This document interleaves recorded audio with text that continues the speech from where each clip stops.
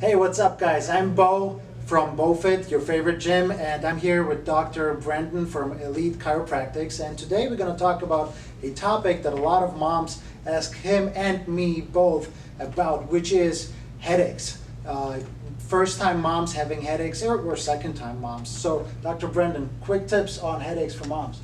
Yeah. So we predominantly see a lot of pregnant moms and their kids as well. So the most common thing that we see with headaches. So one is chiropractic and cranial work.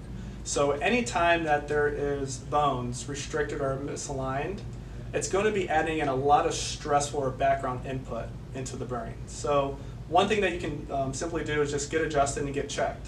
You can do that here. Two is magnesium. So making sure that you're nutritionally sound as well. So magnesium is involved in hundreds of biomechanical pathways. So making sure that you're not magnesium deficient is one thing that you can do to help calm down the brain and also your headaches. And then last but not least is blue light. So a lot of our moms, they work at desk, they're constantly exposed to blue light on their phones or whether it's on the screen or tablet.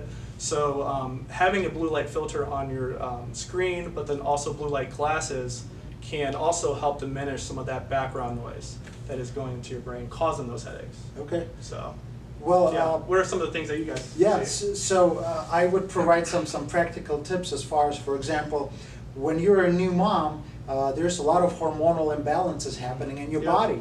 So you could have a headache journal. So every time you have a headache, think back, what did I do before that? And then when you see a pattern, you know these things trigger a headache because you can be there. That's a time where you're very sensitive to certain things. Yeah. So you can find out what you're sensitive to. Another thing is if you're producing milk, right?